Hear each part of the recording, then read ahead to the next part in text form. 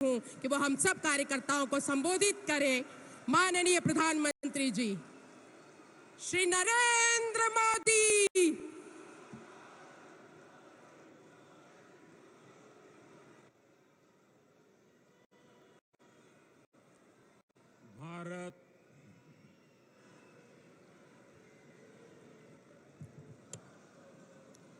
भारत माता की, भारत माता की, भारत माता की। मैं कहूंगा दीनदयाल उपाध्याय, आप कहिए अमर रहे, अमर रहे। दीनदयाल उपाध्याय, दीनदयाल उपाध्याय, दीनदयाल उपाध्याय। मंच पर विराजमान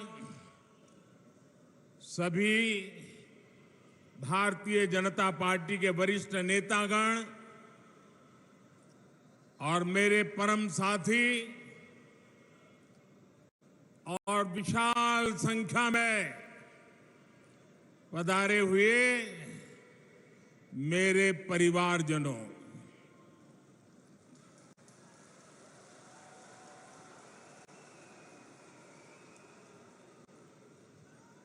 ये जन सैलाब, ये उमंग, ये उत्साह, ये कार्यकर्ता का महाकुंभ, महासंकल्प बहुत कुछ कहता है। ये दिखाता है कि मध्य प्रदेश के मन में क्या है।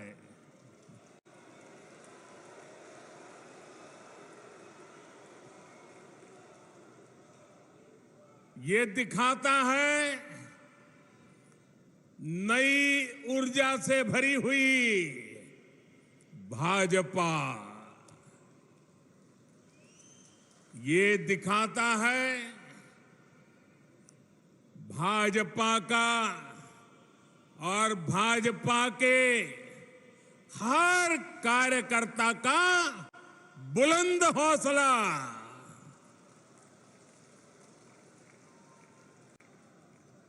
मेरे परिवारजनों, मध्य प्रदेश को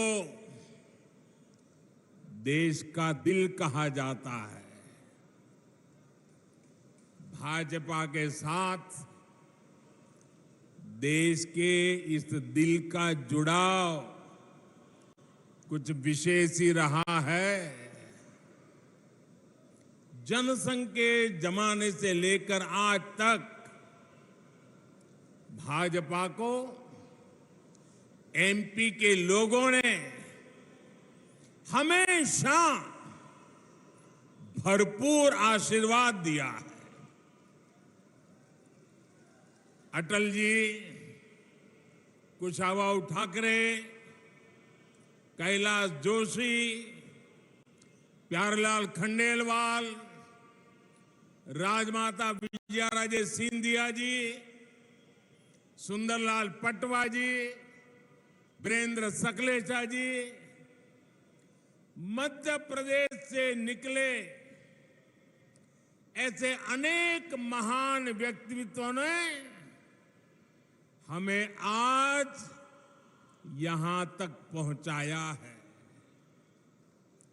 ऐसे अनेकों लोगों का तप और त्याग आज भी भाजपा के हर कार्यकर्ता को प्रेरित करता है। इसलिए मध्य प्रदेश सिर्फ भाजपा के विचार का ही नहीं, बल्कि विकास के विजन का भी महत्वपूर्ण केंद्र है।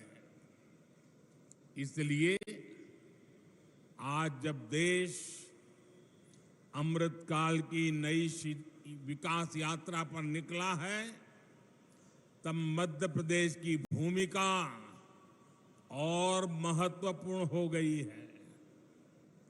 मेरे परिवारजनों, मध्य प्रदेश में भाजपा की सरकार को लगभग 20 साल पूरे हो चुके हैं। यानी जो युवा इस बार के चुनावों में पहली बार वोट डालेंगे, उन्होंने भाजपा की सरकार को ही देखा है। ये युवा सौभाग्यशाली है कि इन्होंने एमपी में कांग्रेस का वो बुरा शासन, वो बुराइयां उन्होंने देखी नहीं है।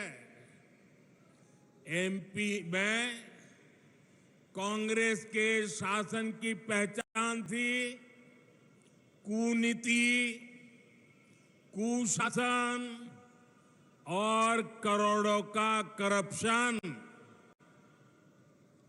आजादी के बाद मध्य प्रदेश में लंबे समय तक कांग्रेस का ही शासन रहा, लेकिन कांग्रेस ने साधन संपन्न मध्य प्रदेश को,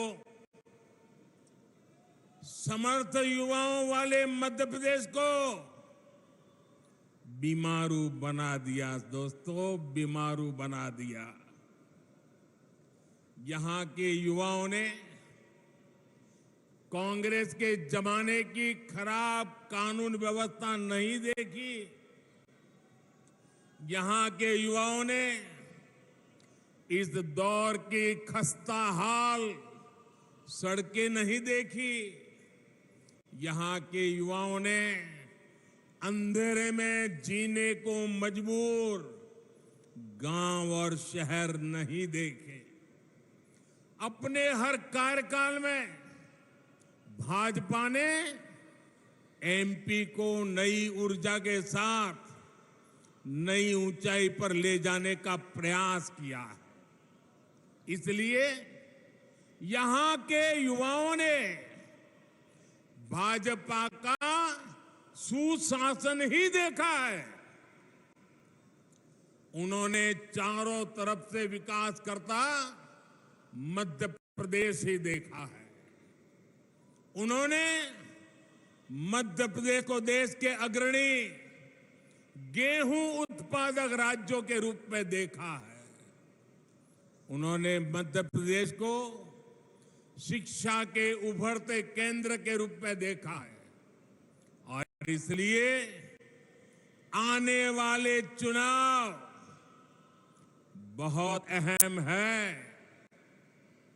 हमें ध्यान रखना है कि विकास का जो रास्ता एमपी के लोगों ने बनाया है, उस विकास की गाड़ी सड़क से उतर नहीं, भटके नहीं, उतरे नहीं और अटके भी नहीं।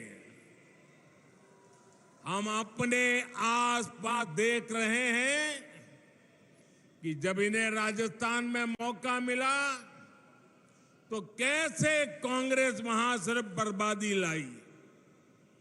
हमने महाराष्ट्र में देखा है कि कैसे कांग्रेस ने, गठबंधन ने शामिल होकर लूट को ही अपना नंबर 1 काम बना दिया। साथियों, मध्य प्रदेश के विकास के लिए आने वाले कुछ साल बहुत ही महत्वपूर्ण है। आज पूरी दुनिया से भारत में निवेश आ रहा है, अलग अलग राज्यों में आ रहा है।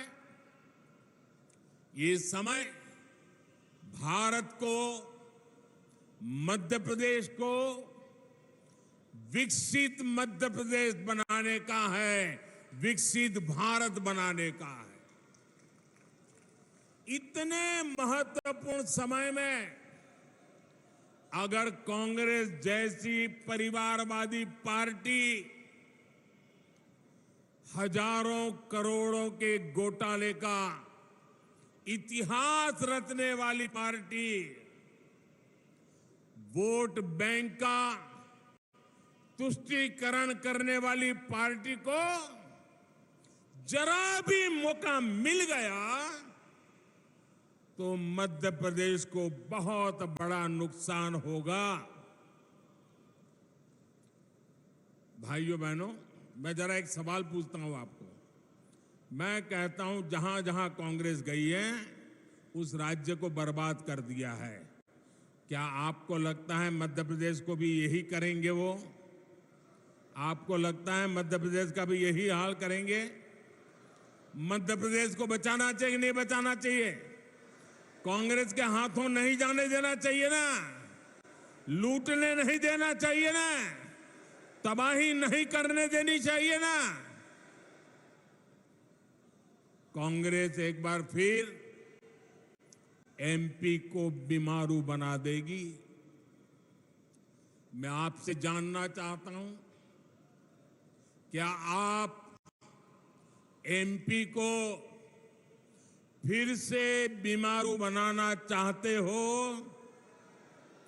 मुझे पूरी ताकत से जवाब चाहिए। क्या एमपी को फिर से बीमारू बनाना चाहते हो? क्या आप एमपी के युवाओं के भविष्य को तबाह करना चाहते हो? क्या आप चाहते हैं कि एमपी के विकास का पैसा कांग्रेस नेता लूट ले? मेरे परिवारजनों, कांग्रेस के पास भविष्य की सोच ही नहीं बची है। कांग्रेस जंग लगा हुआ वो लोहा है जो बारिश में रखे रखे खत्म हो जाता है।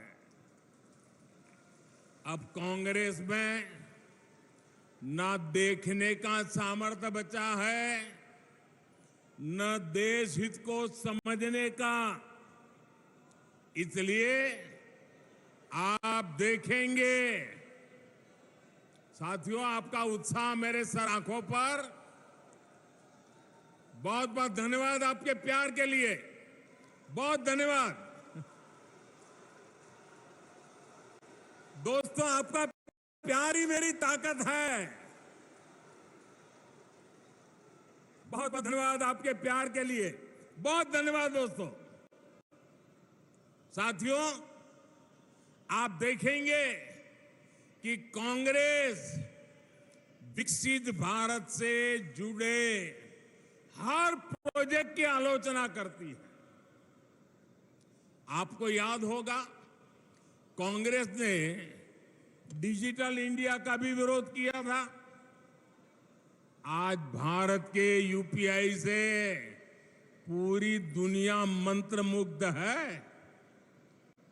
भारत में रिकॉर्ड डिजिटल लेन देन हो रहे हैं, लेकिन कांग्रेस को ये भी पसंद नहीं है। साथियों, भाजपा आज आधुनिक सड़कें, आधुनिकतम सड़कें, चौड़े हाईवे, एक्सप्रेसवे बना रहा है, लेकिन कांग्रेस इसकी आलोचना करती है। भाजपा आज वंदे भारत जैसी आधुनिक ट्रेनें ला रही है, स्टेशनों का कायाकल्प कर रही है। भोपाल के रानी दुर्गावती रेलवे स्टेशन की प्रशंसा हर कोई कर रहा है। ये भी कांग्रेस को नहीं पच रहा है। भाजपा बुलेट ट्रेन पर काम कर रही है, इसकी भी कांग्रेस आलोचना करती है। भाजपा सरकार ने नया भव्य संसद भवन बनाया, आने वाली सदियों तक देश की सेवा करे, ऐसा भारत का अपना संसद भवन बना। पूरा देश इसकी भूरी भूरी प्रशंसा कर रहा है। लेकिन कांग्रेस ने पहले दिन से ही विरोध करना शुरू कर दिया। अब भी नकारात्मकता फैला रहा है कांग्रेस वाले। भारत कुछ भी नया करे, भारत कोई भी उपलब्धि हासिल करे, कांग्रेस को बिल्कुल पसंद नहीं आता है। मैं जरा मध्य प्रदेश के लोगों से पूछ रहा हूं, जवाब देंगे आप? एक सवाल पूछ रहा हूं, जवाब देंगे? आप मुझे बताइए, देश का नाम रोशन हो तो आपको खुशी होती है कि नहीं होती है? देश की इज्जत बढ़े तो आपको खुशी होती है कि नहीं होती है? देश का मान बढ़े तो आपको गौरव होता है कि नहीं होता है? आपको होता है, कांग्रेस वालों को नहीं होता है। क्योंकि कांग्रेस ना खुद बदलना चाहती है और ना ही देश को बदलने देना चाहती है। साथियों, देश समृद्धि की तरफ बढ़ने के लिए घोर परिश्रम कर रहा है, लेकिन कांग्रेस देश को 20वीं शताब्दी में ले जाना चाहती है। मैं मध्य प्रदेश के युवा साथियों को, हमारे फर्स्ट टाइम वोटर्स को एक बात जरूर बताना चाहता हूं। मेरे नौजवान साथियों, मेरी बात गौर से सुनिए और घर जाकर के अपने माताजी, पिताजी, नाना, नानी, दादा, दादी, जरा मैं जो कह रहा हूं उनसे बात कीजिए, उनसे पूछिए। मेरे युवा साथियों, आपके माता पिता, आपके दादा दादी को अभाव में रखने के लिए सिर्फ और सिर्फ कांग्रेस जिम्मेदार है। उनको मुसीबत में जीने के लिए मजबूर करने वाली एकमात्र पार्टी कांग्रेस पार्टी है। आज दुनिया भारत को लेकर जो कुछ कह रही है, ये सारे गौरवपूर्ण काम पहले भी हो सकता था, लेकिन कांग्रेस सिर्फ एक परिवार का गौरव गान करने में ही जुटी रही। कांग्रेस ने प्रजातंत्र को परिवार तंत्र बना दिया। कांग्रेस भारत में भ्रष्ट व्यवस्था को पोषित करने में ही जुटी रही। कांग्रेस की राजनीति अभाव में फलती फूलती है, गरीबी और मुश्किलों में फलती फूलती है। इन्होंने ऐसी व्यवस्था बनाई कि गरीब को हमेशा हाथ फैलाना पड़े, हर चीज के लिए निर्भर रहना पड़े। गरीब को तरसाकर कांग्रेस को ये जताने का अवसर मिल जाता था कि उन्होंने गरीब को कुछ दिया है। ये अपनी योजनाओं का लाभ भी उन लोगों को देते थे जिनसे उन्हें वोट मिलते थे। इसलिए कांग्रेस ने जानबूझकर देश को गरीब रखा, देश के लोगों को अभाव में जीने के लिए मजबूर किया, रोटी कपड़ा मकान में ही उलझाए रखा।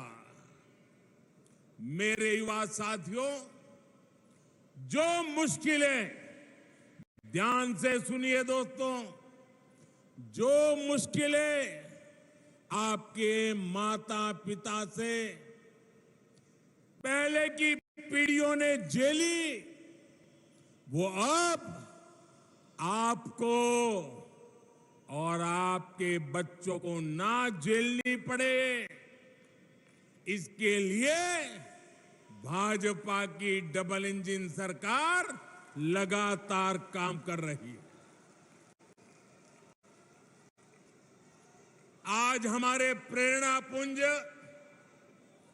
पंडित दीनदयाल उपाध्याय जी का जन्म दिवस भी है। पंडित जी ने सुशासन को अंत्योदय से जोड़कर देखा, समाज के अंतिम व्यक्ति के विकास को प्राथमिकता दी। अंत्योदय की यही प्रेरणा सबका साथ, सबका विकास, सबका विश्वास और सबका प्रयास,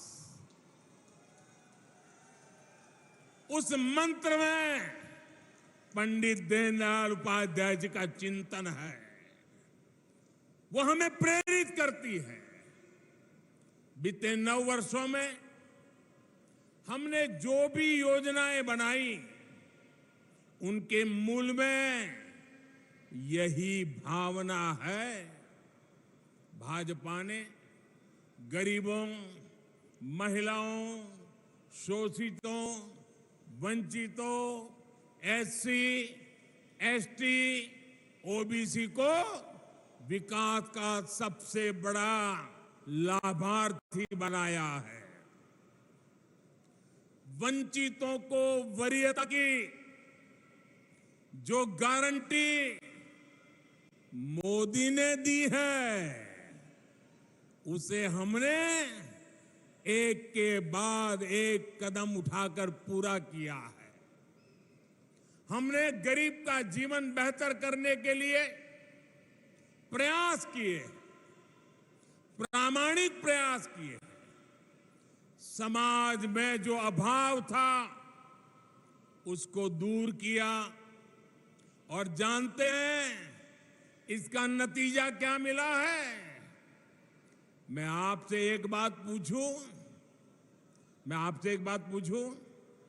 पूछूं? आप जवाब देंगे? पूरी ताकत से जवाब देंगे? वहां के दूर दूर के लोग भी देंगे? आपको पता है ना कि कांग्रेस ने 50 साल पहले गरीबी हटाओ का नारा दिया था। मैं फिर आपसे पूछूंगा, 50 साल पहले गरीबी हटाओ का नारा किसने दिया था? किसने दिया था? किसने दिया था? क्या कांग्रेस ने अपना वायदा पूरा किया? कांग्रेस ने वादा पूरा किया? अब मैं आपको एक और आंकड़ा बताना चाहता हूं। बताऊं? आंकड़ा याद रखोगे? पक्का याद रखोगे? सुनिएगा, ये आंकड़ा है 13.5 करोड़। कितना? कितना? कितना? जरा जोर से बोलिए, कितना? 13.5 करोड़। ये मध्य प्रदेश की कुल आबादी से भी ज्यादा है। भाजपा सरकार के 5 साल में ही देश में 13.5 करोड़ लोग गरीबी से बाहर निकले हैं। ये सुनकर के आपको आनंद होता है कि नहीं होता है? आपका उत्साह बढ़ता है कि नहीं बढ़ता है? गरीबों का कल्याण करना अपना काम है कि नहीं है? हम अपना काम पूरा कर रहे हैं कि नहीं कर रहे हैं? साथियों, ये जो 13.5 करोड़ की मैं बात कर रहा हूं ना, मतलब कि एमपी की कुल आबादी से भी ज्यादा लोग भाजपा सरकार ने देश में गरीबी से बाहर निकाले हैं। मेरे प्यारे मध्य प्रदेश के भाइयों बहनों, मेरे प्यारे देश के भाइयों बहनों, ये मोदी की गारंटी का नतीजा है।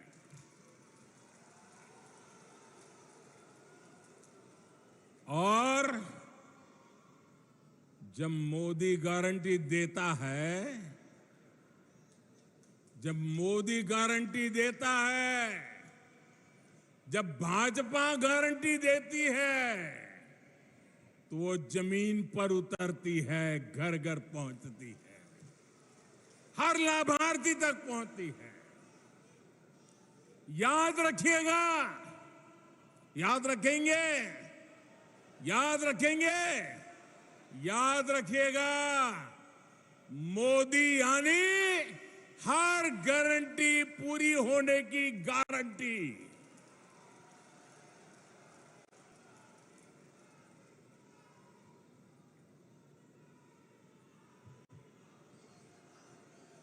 मेरे परिवारजनों, आज यहां बड़ी संख्या में मेरी बहनें और बेटियां आई हुई हैं। मैं मध्य प्रदेश की बहनों को याद दिलाने आया हूं कि मोदी ने आपको जो गारंटी दी थी वो भी पूरी हो गई है। कुछ दिन पहले ही लोकसभा और राज्यसभा में माताओं, बहनों, बेटियों के लिए 33% सीटें आरक्षित करने का कानून पारित हुआ। नारी शक्ति वंदन अधिनियम देश ने नया इतिहास रच दिया है। दशक से देश की माताएं, बहनें इसका इंतजार कर रही थी, बल्कि ये तक कहा जाने लगा कि शायद ये कभी नहीं हो पाएगा। आखिर मोदी है तो मोदी है तो हर गारंटी पूरी होने की गारंटी है। लेकिन भाइयों और बहनों, आज मैं मध्य प्रदेश सहित पूरे देश की बहनों को सावधान भी करना चाहता हूं। कांग्रेस और उसके नए नए घमंडिया गठबंधन ने मजबूरी में इस बिल का समर्थन बहुत खट्टे मन से किया है, बहुत बेमन से किया है। ये खट्टापन उनके बहानों में दिखाई देता है। और आप देखिए, ये इनके गठबंधन में जितने लोग हैं, वही लोग हैं जिन्होंने 30 साल तक इस कानून को पारित नहीं होने दिया। पार्लियामेंट में हुड़दंग किया, बिल फाड़ दिए, स्पीकर पे हमले बोल दिए, और अब जब मजबूरी में उंगली उठानी पड़ी है, उनको लगता है कि अब देश की माताएं, बहनें उनके चरित्र को जान गई हैं, तो अब क्या शुरू किया? ये क्यों नहीं है, वो क्यों नहीं है, ऐसा क्यों है, वैसा क्यों नहीं। उनको नारी शक्ति वंदन अधिनियम का मजबूरी में समर्थन इसलिए करना पड़ा क्योंकि मेरी माताएं, बहनें जग गई हैं। मेरी माताओं, बहनों का हौसला बुलंद है। मेरी माताओं, बहनों ने शक्ति का परिचय करवा दिया है। और इसलिए ये माताओं बहनों से डरे हुए हैं, इसलिए नीची मुंडी करके हाउस में अनचाहे अनमन से उंगली तो दबा दी। बीते 9 वर्षों में जिस तरह भारत की महिला सशक्त हुई है, उसे देखकर इन दलों की हिम्मत नहीं हुई कि नारी शक्ति अधिनियम का विरोध कर पाए, वरना उन्होंने तो दशकों तक देश में सरकारें चलाई है, भारी बहुमत से सरकारें चलाई है। तब क्यों नहीं कानून बनाया? जो बहाने ये आज बना रहे हैं, तब क्यों नहीं ये सब कुछ कर दिया? सच्चाई ये है कि इनकी नीयत में खोट है।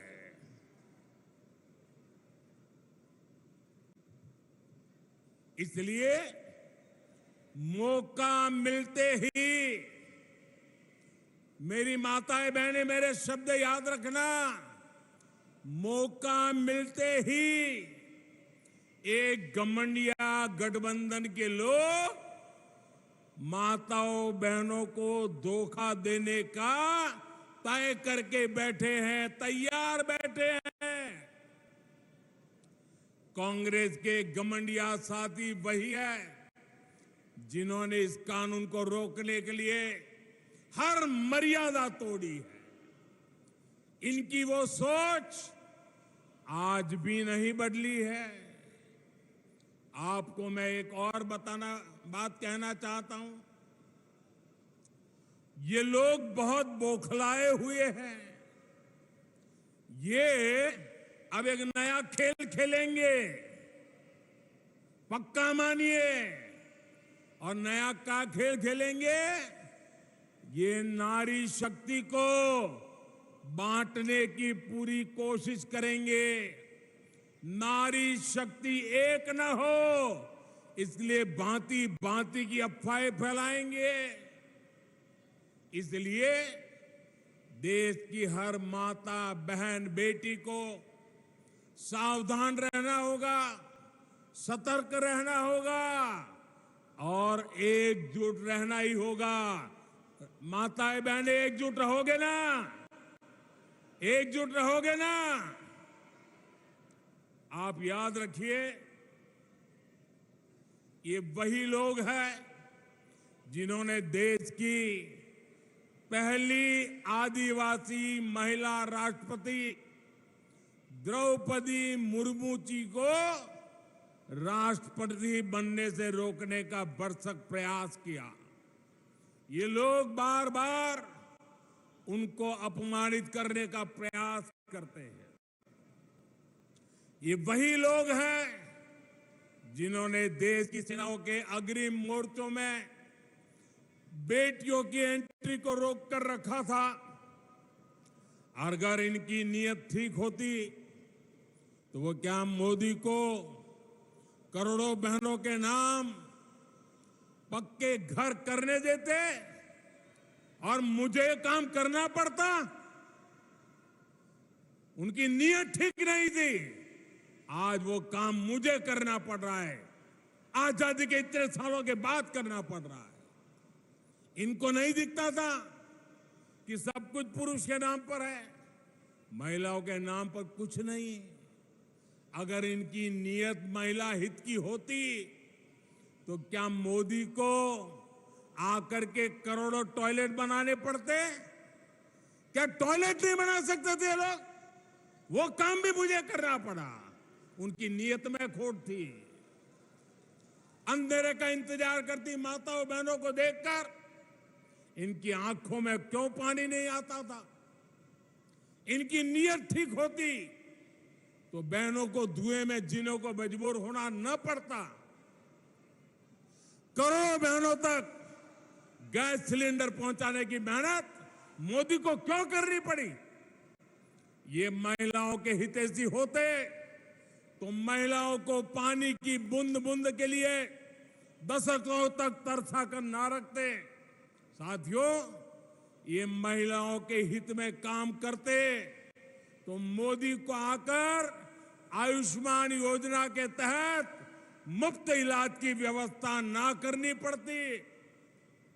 ये अगर महिला हितैषी होते तो हमें बेटियों को बचाने और उन्हें पढ़ाने के लिए आवाज ना उठानी पड़ती। इन्होंने तो महिलाओं को बैंकों से भी दूर रखा। देश की करोड़ों बहनों के जनधन खाते आपके इस सेवक को खुलवाने पड़े।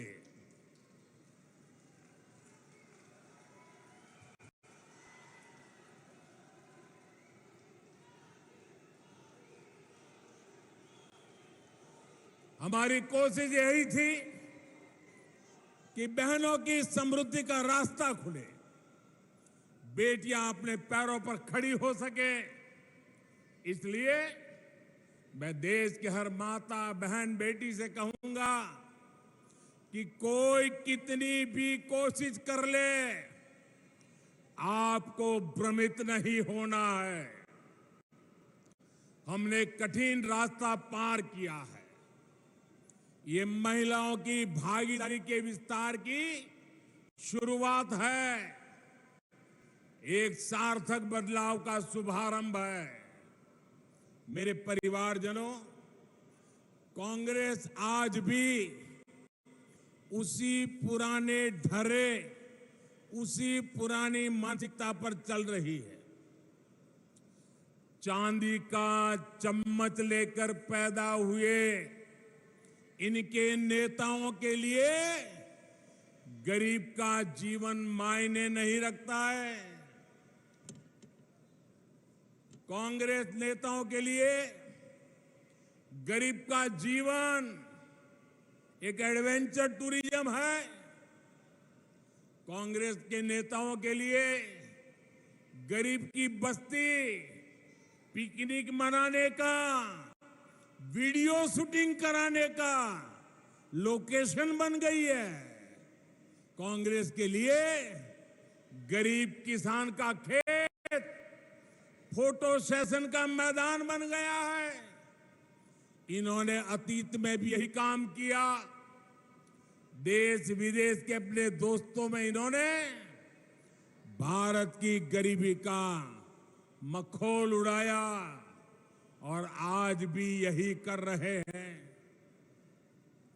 जबकि भाजपा की सरकार भारत को भव्य भी बना रही है और यही भव्य तस्वीर दुनिया के सामने सीना तान करके दिखा भी रहे हैं। कांग्रेस और भाजपा के बीच का यही अंतर हमें बूथ बूथ में हर वोटर को बताना है, हर मतदाता को समझाना है। समझाओगे? जरा दोनों हाथ ऊपर करके बताइए, समझाओगे? पोलिंग बूथ में हर घर जाओगे?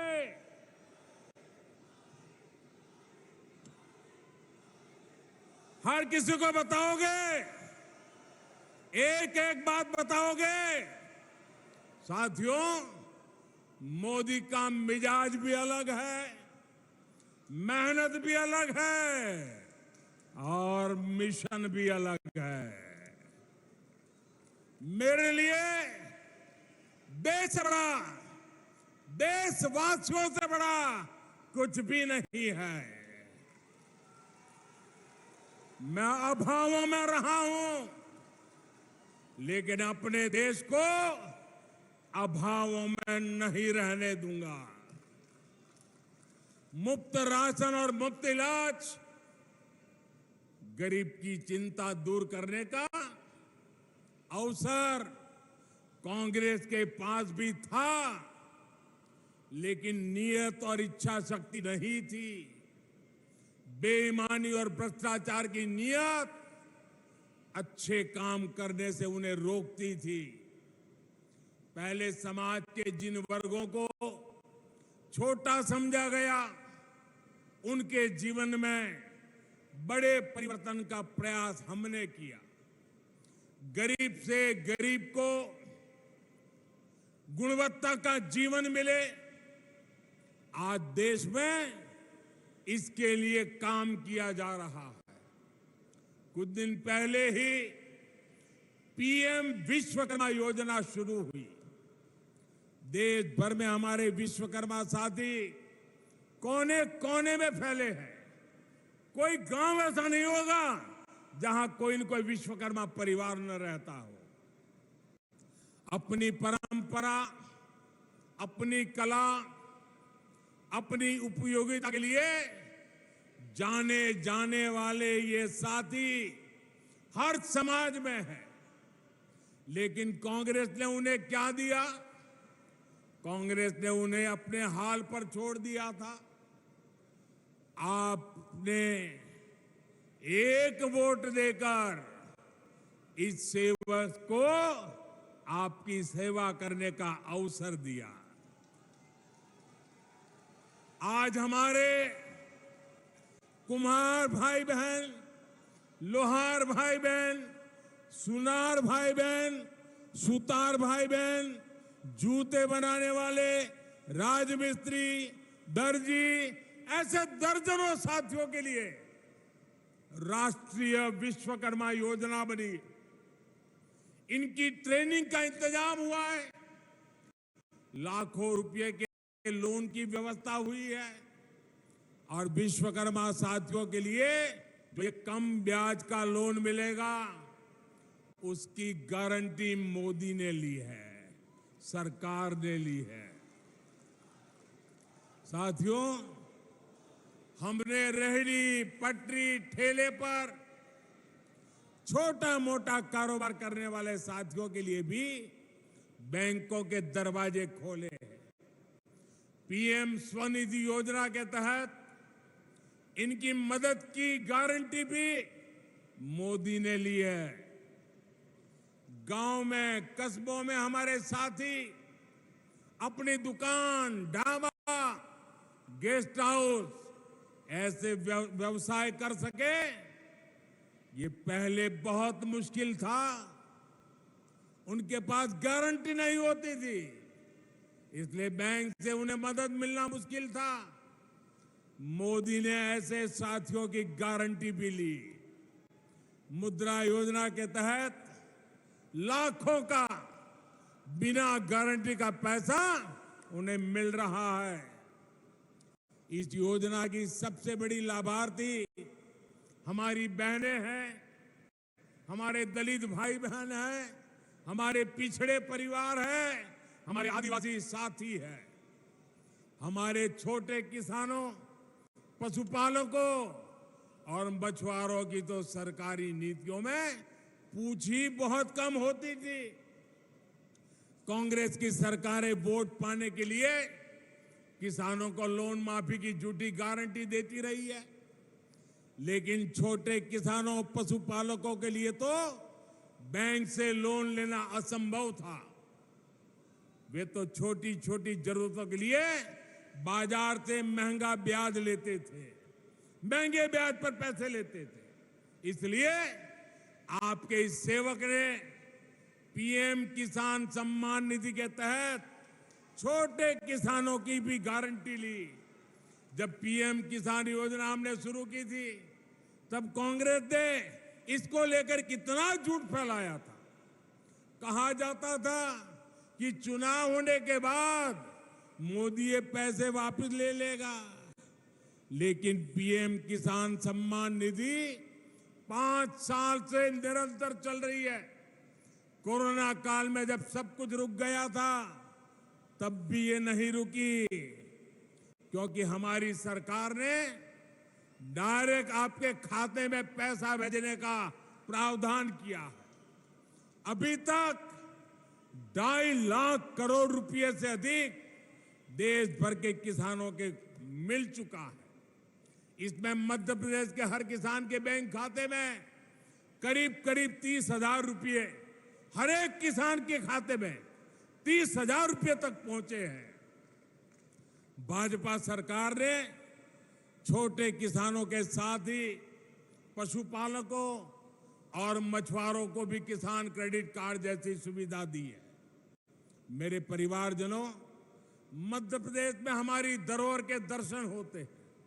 देवी अहल्याबाई और रानी दुर्गावती सहित हमारे अनेक पूर्वजों ने भारत की विरासत को समृद्ध करने में भूमिका निभाई। लेकिन कांग्रेस और उसका घमंडिया गठबंधन हमारी इस विरासत को, सनातन को समाप्त करना चाहता है। इसलिए भी ऐसे दलों से मध्य प्रदेश को बहुत सावधान रहना होगा। साथियों, आज मैं देश के लोगों को, मध्य प्रदेश के लोगों को एक और बात बताना चाहता हूं। कांग्रेस ने अपनी सारी इच्छा शक्ति खो दी है। हम देखते हैं कि कुछ समय से कांग्रेस के जमीन से जुड़े नेता चुपचाप मुंह पर ताला लगाकर बैठ गए हैं। कांग्रेस पहले बर्बाद हुई, अब बैंकरप्ट हुई और अब कांग्रेस ने अपना ठेका दूसरों को दे दिया है। कांग्रेस को अब कांग्रेस के नेता नहीं चला रहे। अब कांग्रेस एक ऐसी कंपनी बन गई है, नारों से लेकर नीतियों तक हर चीज आउटसोर्स कर रही है। और ये ठेका किसके पास है जानते हैं? कांग्रेस का ठेका अब कुछ अर्बन नक्सलियों के पास है। कांग्रेस में अब अर्बन नक्सलियों की ही चल रही है। ये ग्राउंड पर कांग्रेस का हर कार्यकर्ता महसूस कर रहा है। इसलिए कांग्रेस जमीन पर भी लगातार खोखली हो रही है। मेरे परिवारजनों, आज भारत एक बहुत ही महत्वपूर्ण कालखंड में प्रवेश कर चुका है। पूरा विश्व कह रहा है कि ये भारत का कालखंड है। हर देश भारत से मित्रता करना चाहता है। हर निवेशक भारत में अवसर देख रहा है। हमारे चंद्रयान का गौरवगान पूरा विश्व कर रहा है। कुछ दिन पहले हुए G20 सम्मेलन में भारत की भूमिका और सशक्त हुई है।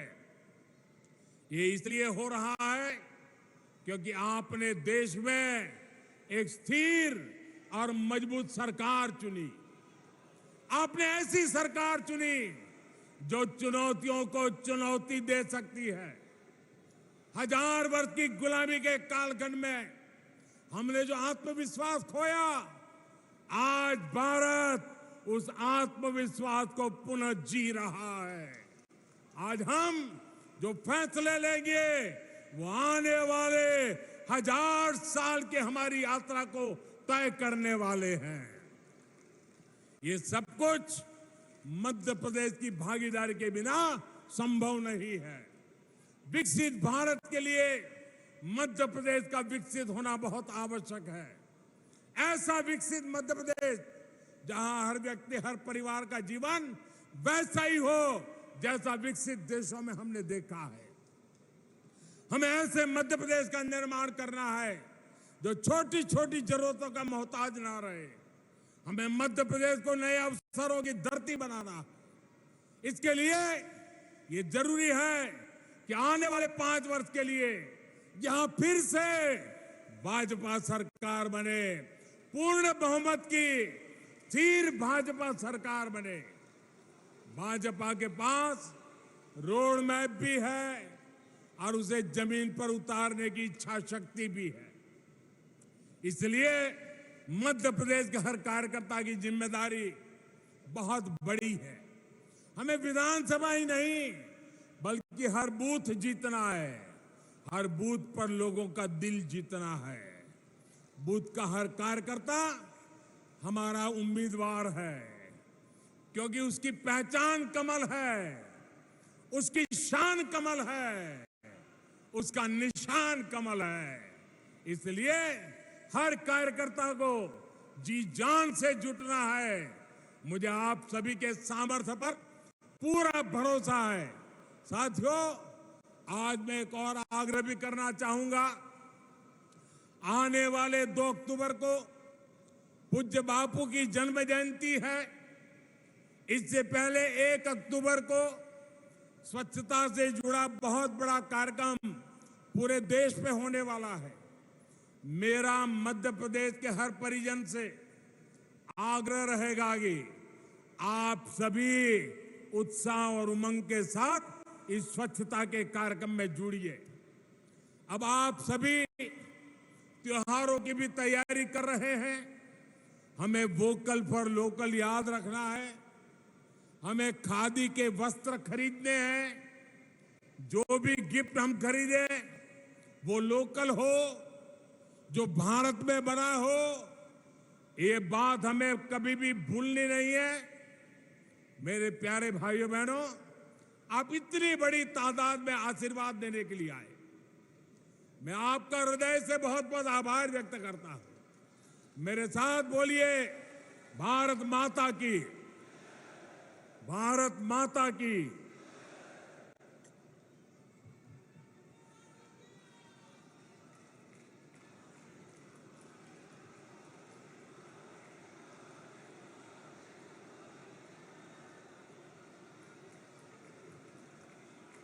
बहुत बहुत धन्यवाद माननीय प्रधानमंत्री जी।